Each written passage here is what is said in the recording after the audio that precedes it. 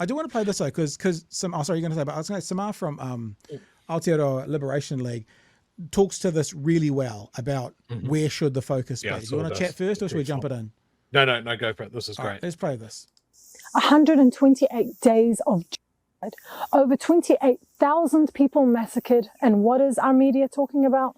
In November last year, you led the chant, quote, "From the river to the sea, Palestine will be free." Were you aware that many Jewish people consider it deeply inflammatory, hateful and offensive? Swarbrick answered beautifully, calling out the racism inherent in that question. To hold to that view that Palestine will be free or freedom for Palestinians somehow involves violence is an incredibly racist and problematic trope. But he continued with his atrocity-enabling propaganda for almost 7 minutes of a 17-minute interview. He did a lot of digging. Your colleague Ricardo Menendez March used the phrase on social media back in 2021, and you were tagged in the post at the time. According to the New Zealand Jewish Council, after they expressed their concerns, you untagged yourself from that post. But he didn't say a word about what it is we want to free Palestine from. He didn't mention that in its 1977 original manifesto, Netanyahu's party declared, between the sea and the Jordan, there will only be Israeli sovereignty. And he certainly didn't mention that in September last year, Netanyahu held a map where Palestine was completely erased and Israel took its place. Since then, it's become crystal clear what Palestinians have been telling us for more than 75 years. These are calls for genocide, and we are now witnessing it in its most extreme form. When we say freedom, mai te awa ki te moana, we mean freedom from the unspeakable horrors we're seeing on our screens every day. And accusing these calls for freedom of being genocidal, in my view, is nothing more than projection from those who support the genocide.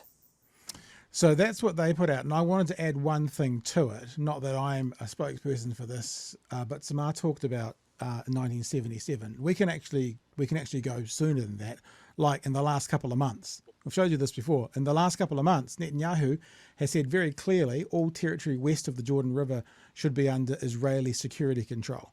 The Jordan River is from the river, and all the land west of that is to the sea. So literally, the highest profile, most famous Israeli in the world at the moment is okay for saying from the river to the sea, but and mean we have all the control here. Yet supporters of Palestine and supporters of the inhabitants of Gaza aren't able to use it in a way which they look. So Jack kept saying some interpret it as, sure, that's true, some do. Others interpret it as a cry for freedom. No part about that conversation from Jack in that moment, though, Chewy. And look, I'm seeing a lot of questions, a lot of comments against Jack in the chat, and some of them are fair. I think his line of questioning here was bullshit and just way too long. Jack as a whole is a fantastic interviewer. And this is one of the things that we need to have, is sometimes our team need to be held to the fire as well. And a lot of that interview, Chloe was held to the fire and dealt with it very, very well. She gave great answers of what her vision of the future of the Green Party is, as an example, the future of government in this country is. I urge people to go and watch it, because she talks so much about what I've been talking about, that we need to get the people back into government, and it's not just every 3 years with a national level election. It is local party, and it is agitating for local communities and getting like ground up grassroots stuff. Super important.